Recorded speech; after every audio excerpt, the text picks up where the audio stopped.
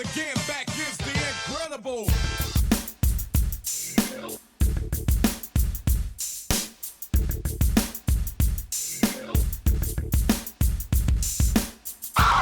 What's up, you guys? How you doing? It is another episode of The Lost Crates. I am your host, Hakeem, coming to you from the lab in Portland, Oregon. And this brother over here, most definitely deaf, is my younger brother.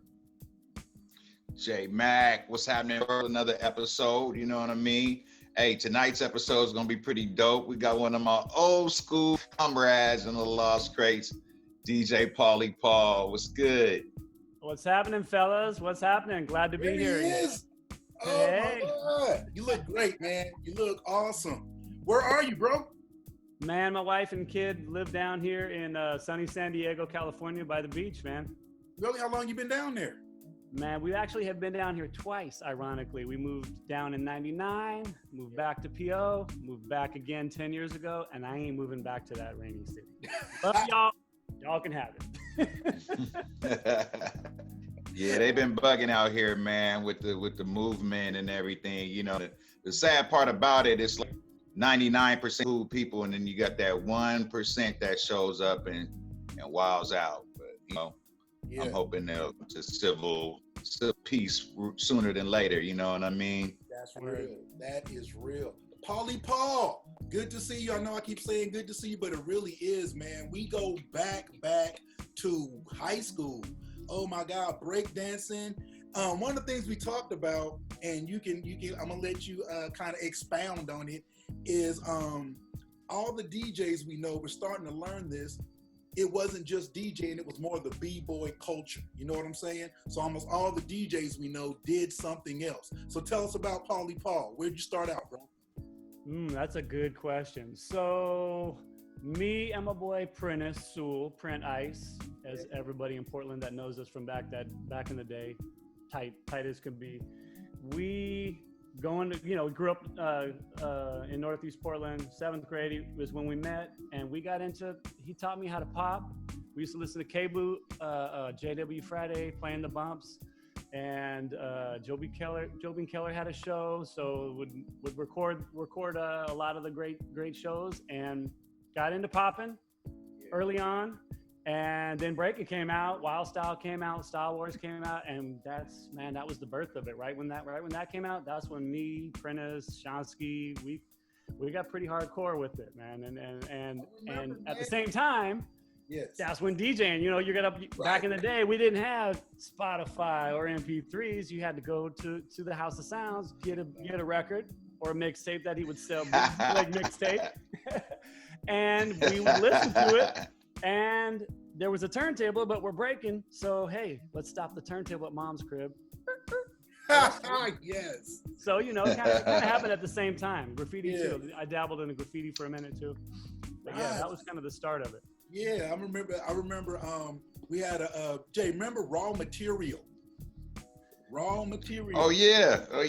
So speaking of me and Jay start off, wait, was a rap, we rapped, then we had Darren McKenna was in that, we had remember Michael and Gerard breakdancing. So then I remember, so what I'm trying to ask you is, when did you go like from, because I knew you when we were young, I knew you as more of a breakdancer. And then as me and J Mac started doing our thing, I knew Shansky, was a rapper and stuff. Then I found out the group Shansky was in, you were actually the DJ. And I was like, oh shit, Pauly Paul's the DJ. So when did you actually make that transition? Oh, we're like really making beats and like wanting to be a hip hopper, a beat maker. Right. With the MCs, and then kind of stopped breaking. I'm gonna say 84 and a half. Wow. So basically, okay, let me rewind. So what probably started it was in high school at Grant High.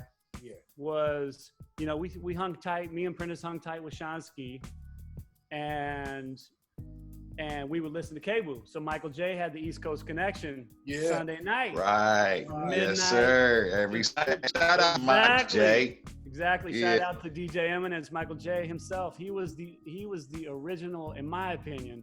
He was the original true supporter of the underground hip hop scene. Yeah. And he, for some reason, Word. I sent a tape in of my really crazy beats, pre-rapper on them, no MC, just drum machines and synthesizers, kind of hip hop, kind of whatever the heck it was. And he dug it. And then I got in, you know, Sean started rapping, went to the same school. We all went to Grant. Yeah. And then he really kind of took us under his wing, and we created, Sean and myself created Dynamic Sound Machine, shortened to DSM because everybody here asked us because of the whole sound machine from what was that damn group? Miami Sound Machine. The group from Miami. What's that guy? Miami Sound Machine. Yeah, so we just shortened it to DSM, but then that's when we got X Kid, Devastating Master X, the original DMX. Right. He became our main MC, and me and Sean Ski became the first pair of DJs in one group in Portland. Nobody had done that, and we were also the first group to have the Technique 1200s, as far as live performance-wise. Yeah, and I was you guys that too as a crew. I think to be really real, I think you guys were the first group that I heard with a sampler, because I don't know. Because it was out, and I remember one of your shows, it went to Dynamic Sound Machine. I was like, oh, that was dope. Right now it's cheesy, but back Hey. It was like Dynamic Sound. Yeah, man, it was like this big. It cost, maybe it was probably $99, but it held a couple samples in it. It worked. It worked. That's all good, man. Nice to me. I had to give y'all that, you know, and one of the things we talk about too was just the hip hop community back then. Like everybody supported, you know, each other. And that was one of the things that hit me when I saw you guys. That was nice. And it was really cool seeing my man Pauly Paul, who I knew as a breaker, on like behind the turntables, and was fucking nice. Like Pauly Paul is actually pretty nice. You know, I had no idea. I'm just saying, I just knew you in this aspect, and all this time you've been like kind of bubbling under on the DJ tip. So that's funny. Yeah, we kind of, because y'all were doing your thing. I mean, you guys were kind of the generation before me, Ski, and Roni X. And so, you know, hip hop is all about battling, being the best. Don't let nobody hear our shit until we're ready to get out and perform. Oh, JW Friday's throwing on Waterfront Fresh. I think it was JW. Maybe it was Joe Bean. I'm pretty sure. Yeah. JW, Waterfront right? Fresh. So y'all were there with DLB. We came with our matching Kango hats and the suede Adidas, and you know, it was all about who had the best show. So yeah, that was funny you say that, because I think we kind of just practiced. I think for, I'm gonna say we probably were underground for maybe a year, and then we had a gang. I mean, I got 3 full 90-minute cassettes of Dynamic Sound Machine, which was, I mean, maybe we were a group for 2 years. I'm gonna throw that out there, maybe. Yeah. Only 2 years? Maybe 2.5. I mean, I graduated high school and there was no more. We were not in Dynamic Sound Machine that I can recall. But you know, I know X moved up to Seattle, so I don't know how all of that went down. But I just know one of the things about my city back in the day is it was nice. Everybody was nice. You know, Rob and D. I don't know if you remember the brothers from New York, El Morocco C. And Let me speak on it. Speak on it. Can Jam. I mean, come on, the Can Jam. I got my sister threw away my Can Jam pictures. I think I got one. This one back here. You're gonna have to send me the Can Jam pictures. For you people watching who aren't from Portland, the Can Jam was Christmas every year during Christmas break. JW Friday would throw a fundraiser called the Can Jam.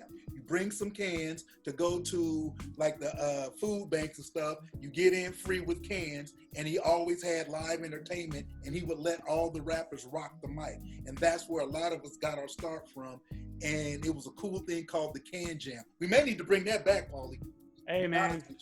You know, no doubt, King. No doubt. Yeah, if you haven't talked to Versatile yet, we've talked, man. There's such a vibrant hip hop scene in Portland, and I'm bummed. I mean, I'm happy that I was a part of the early. I mean, we're kind of first generation hip hoppers. Yeah. We really are. Even though y'all were a little older doing your thing, I was breakdancing when y'all were rapping. Yeah. And then it just transitioned from there. Y'all kept rapping, and then I transitioned with my boys to rapping. But yeah, it's true. There was a vibrant hip hop scene. The Can Jam, I think, really was the first Man, it was the collective. Elmo Rocco and Shakim. They were the first. They were straight New York, from New York City. And we just deferred to them. They were the best. They had the best stage performance before anybody else. Then y'all kind of took it from there. You guys really, I mean, props to both of y'all, man. You guys' crew was solid. DLB was nasty. I used to copy his drum patterns before I got my own style. That man knew how to do song arrangement before I knew what song arrangement was, and then I finally mastered it. Real talk. Yeah, the Can Jam was solid. That was where all the hip hoppers, the beatboxers would battle. Matt Dishman, man, that's where it was at. Yeah, shout out. I also wanted to ask you this too. This is like because we talked a little bit before we actually started recording, and you was like, "What happened to my city, man?" And just you coming up with us. We had Vitamix on last week. You know, he's also Portland, and we kind of touched on race. And I wanted to ask you, you know, because you know I grew up with you, but our universe is kind of parallel. You know what I'm saying? So as a white performer, you know, how was it a little bit different than us? Like, what your perspective on things as a white DJ in Portland? I'd like to hear your thoughts on that. You know, that's a solid question. For me personally, God bless my mother, rest in peace. She, you know, I grew up in Northeast Portland. All my friends were African American. I had white friends from school that were schoolmates, I guess you would call them. But I mean, my best friend was preschool. I went to preschool across from Knott Street. I mean, all my friends were of ethnicity. So for me, it was my city. It was my neighborhood. It was what I knew. I had no prejudices. But when I got into hip hop, DJing, because I was DJing house parties in off of Deacom or anywhere. I mean, 19th. Y'all remember 19th? In the hood. You was in the hood, man. That was our spot. I mean, I forget the name of what the spot was, but man, that was a festive spot. Me and Shonsky and Devastating Master X used to do. But you know, I mean, every day it was tough, man. It was you know, a lot of the older brothers didn't like the young white dude. I mean, I was the one spinning all the cuts for the house party, and I just wanted to have fun and share my knowledge of music that I enjoyed, which happened to be soul music and hip hop. Right. Some folks would pick on me, older dudes that kind of didn't understand that. Even with breaking, the same thing. Who's the white dude breaking or popping? But it was all love, man. I never really. I'm not a fighter, man. So I just avoided it. I'm like, don't bump my turntables. Don't break the shit, you know. Luckily, I had all my homeboys there that were always at the shows or the house parties. They were like, "Yo, man, just chill, man. Let them play some music and shit." So it was all good, man. I don't have any hatred at all towards it, but it was an interesting dynamic for sure. Yeah, I was curious. Like, did you just experience like just blatant racism? Like, you know, I mean, just example, because me now being reverse racist. Yeah, I mean, some of the older dudes just didn't like me. They wanted to pick fights with the white dude that was breaking or the DJ, you know? I mean, it was what it was. Hey, yes, I experienced it, yes, for sure. But I mean, my experience is nowhere near y'all's experience. So no, I'm not trying to compare it. I was just curious. It was there, earlier, and it never affected me. I mean, that's what I meant. That's what I wanted to say. Yeah, it didn't affect you at all. It did not affect me. I had too many friends in the neighborhood, man. That, you know, I mean, it's my neighborhood. I mean, that showed you love. Word, J-Mac. I mean, the House of Sound was my first record shop that I ever bought records at. Charles would be behind the counter. House of Sound, man. The records that are behind me right now. Yes, they're all from House of Sound or Second Avenue. I mean, I still have all my original records from that era. That's the best.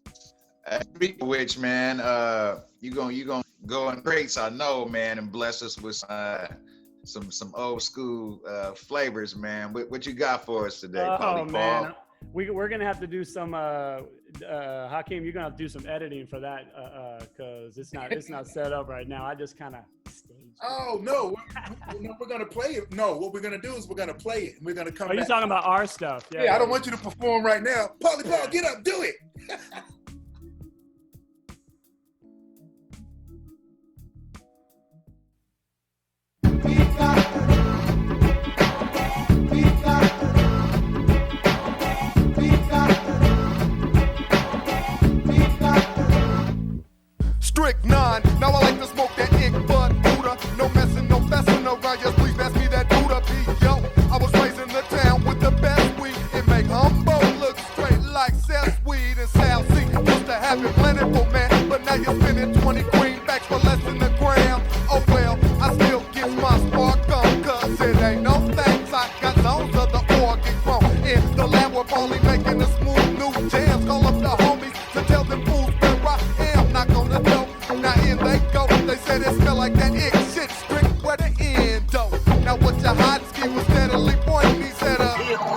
that a joint? I said yes, kid, this joint is your own. It won't smoke cause it's a sticky, icky, Oregon grown. Hey, you wanna get high, man? Hijo de la chingada. Is that a joint? Light it up with my Chinese eyes. I hit the bud so quick I'm having fits. So homie, if you're smoking Bama, you should switch to the chronic gas Indo green bud. That's when I'm smoking, so nigga what? Cause it's the bomb, the one that keeps me lifted. Got a fat ounce and you know I got to twist it. Roll 'em up in fat ass Philly blunts. Cause my homie Strict 9 and Kool-Aid only hit it once. Coughing up smoke from my lung. And when bitches see me coming, they will know that I'm dank hung high as fuck. I thought you knew that a nigga like me smokes like a choo-choo, but I got to get a grip so I can dip, cause my D's won't spin if a nigga slips. So I fades to my homies for a sack, cause I smoked up the ounce and I had to go back real quick like that's what I say, cause I have to smoke me a dub sack every day. So if you ever see me coming, it's on, smoking pounds and keys and shit of that Oregon grown. Yeah. Talk it out, man.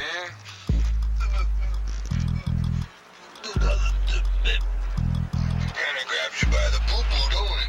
What's in this shit, man? It's me, Delicate Green. Hydroponic speaking, I'm the best. Straight and green. I make chest well in hell, except big self. I'm too scaly, blood in your brain cell combo. And my rep sing, it's the hydroponic. It's stick, fuck sense, fuck bama, fuck chronic. It's that point shit, raised and grown. My aroma came strong, straight to your chest and collapse of the lungs. I got you strong, nigga. I thought so. I got you sprung up, I thought so. I got you sprung, homie, I thought so. You wanna get high, right? It's that Oregon grown. Man, I was in that shit, man. I never had no dope like that before in my life, man. That's the heaviest shit I ever smoked, man. I mean, I smoked a lot of shit before, man. But goddamn, man, that's heavy shit. You okay? Yeah, you wanna get high, man? Hijo de la chingada. Is that a joint? Light it up with my Chinese eyes. I can't breathe. What's your name? I can't breathe, man. Well, here. Hey, I got something to mail you out, man. You're just freaking out here. I never smoked no shit like that before. Take these. What? Take these. This will mail you out. What is that, man? Yeah. Pass me that beat, so shit, G. That smell like the it weed. It better because Strict 9 is strictly smoking Oregon grown. The OG of the weed. Original ganja tossing niggas like a frisbee. Eyes be red like a snake. Get it straight to the bait. Can break out the weed like it won't work in the vape. But it's the sticky gray. Hey, hydroponically raised. A bong hits it quick. Man, your ass is dead. Mellow as a motherfucker. No pain whatsoever unless you been up in the northwest and you ain't never had no shit that can fade ya. Quite like this, they got the dank info and the sense, but yo, I got the ick. And when I took a trip to LA and Texas, niggas was screaming ick, pulling out that Mex mix. You think you got the bomb? Pull it out the window. We got the bomb. And when I smoke it, I get some straight flow on. But first I get some water, cause the shit is like so strong. My throat is kinda burning, but that's alright, cause I'll be high as a hippie for the rest of the night. Yeah. It smell like that egg weed. That Oregon ground. One property it's green and it's sticky. It's no fun on that. One hit and it's on. Pass me the fight, fucking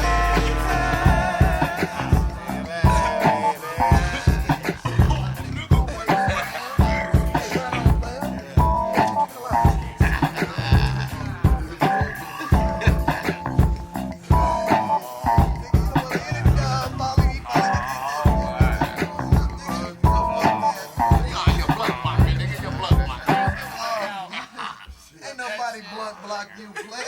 Shit. Come off of that shit.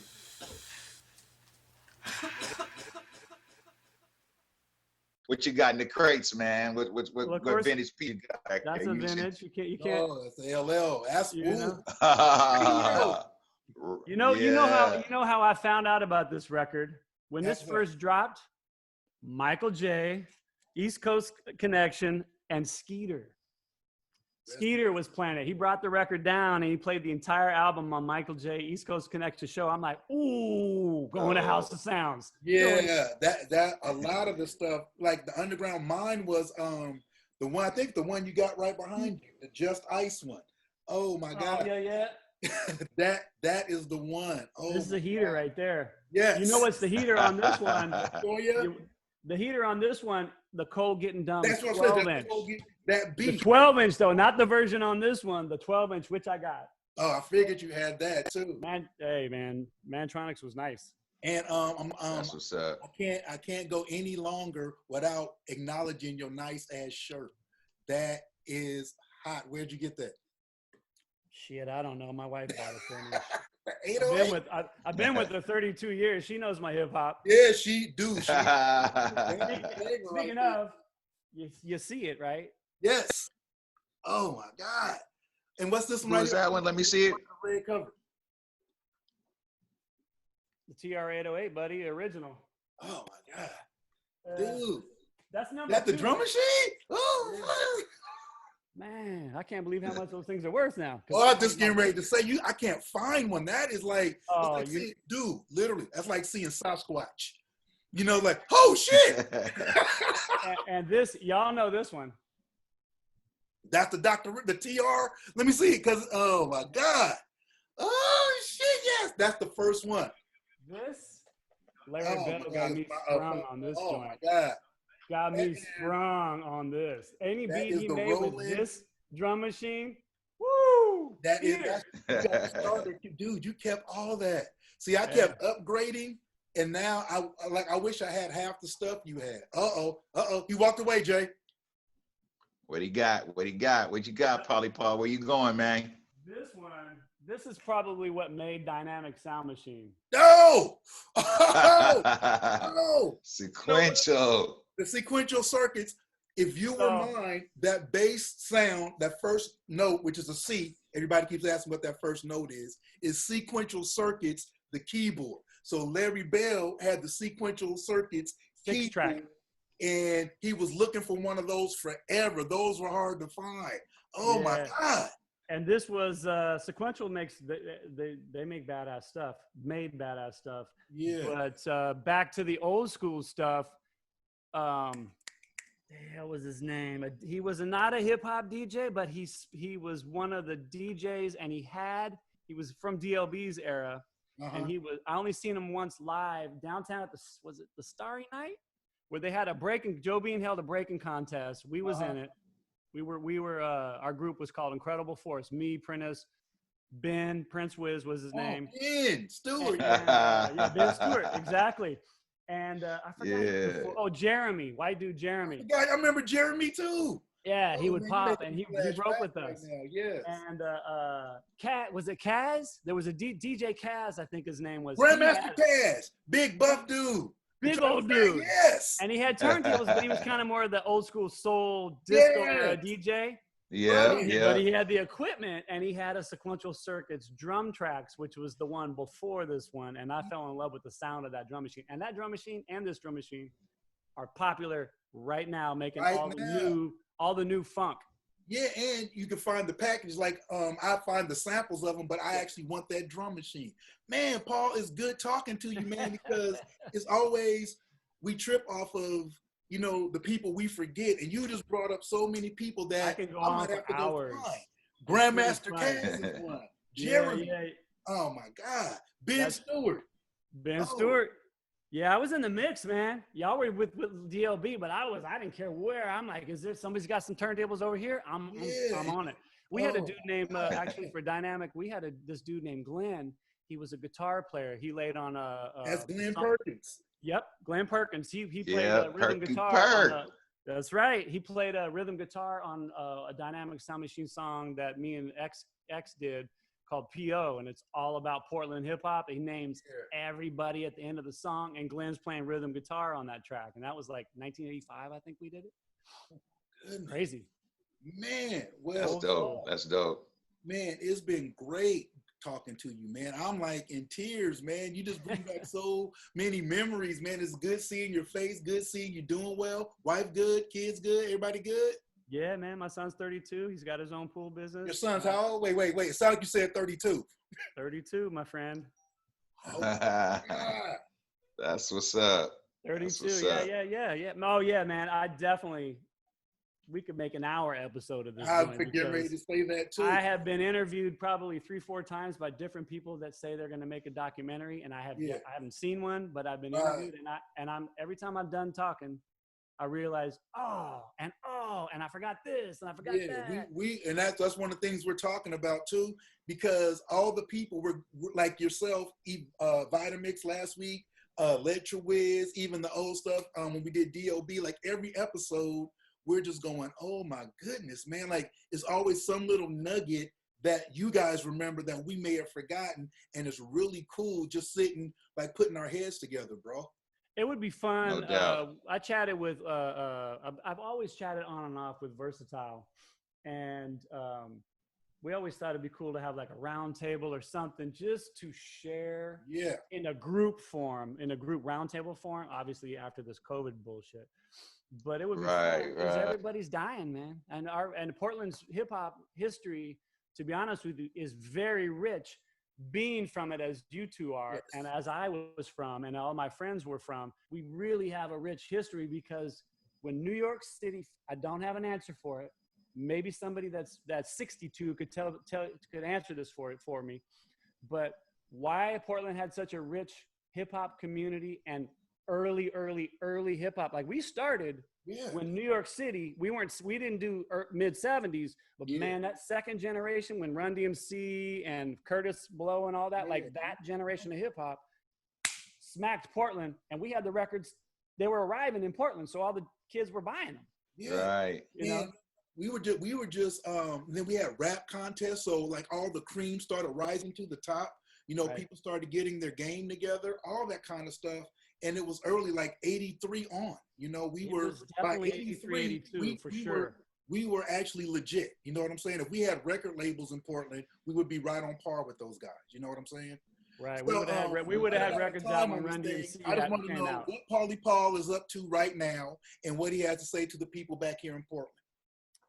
Well, Pauly Paul right now is trying to get this area that I'm in right now.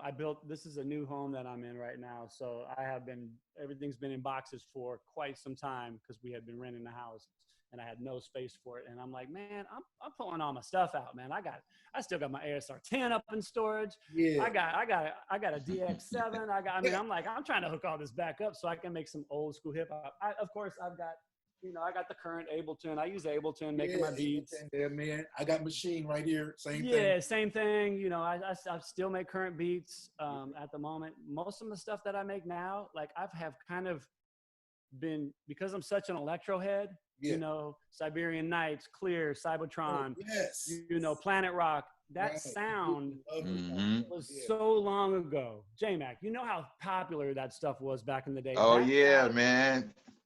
Yeah, that's all we was rocking back then. Yeah, I'm into electronic music, and I realized the whole world is our oyster now. It's not just, the hood and what is made in the inner city. The music has branched out to every neighborhood in the world. If you got Spotify, you can listen to anything old. So I write a lot of electro. I write a lot of funk, 80s funk. Like I'm into, now they call it boogie. And down here in San Diego, boogie, which is Roger Troutman, Zap, they call it boogie now. And the DJs up in Orange County, it is massive. I don't know what's happening up in y'all's scene, but that boogie scene with the talk box, huge down here. Yes. I'm talking about old school funk, roller skating, popping, breaking stuff, just crazy. I mean, it's crazy how huge it is. So I'm trying to like dabble in that a little bit because they're pressing vinyl records, 45s and 12 inches up in Orange County. Yeah, I'm trying to get my stuff on vinyl. I'm trying to release something just to put it on vinyl because I think that's cool, man. Yeah, for sure. All right, love you, Pauly Paul. Man, stay up, be in touch. We'll try to keep the city. I know you've been watching us on the news. We're doing okay up here, man. I know you're probably worried about your city. We're doing all Don't burn my house down up there. Dang it. I need that thing for my son's retirement. Oh, shit. Right. All right, man. It's mellow out though, man. I think we're gonna be on a better track. Yes. Wow, all right. So this has been the Lost Crates, episode 5, I want to say, with your host Hakeem and this brother over here. Say something cool, J-Mac. Something cool, J-Mac. Peace and love, y'all. Stay up, all right? Good seeing you, Pauly Paul. Word, man. I love you too, man. I'm glad to see your faces, man. All right. See you in 2 Likewise, weeks. man. Love you too, brother. Thanks, y'all. Peace. Yeah, that's crazy, man. Once again, back is the incredible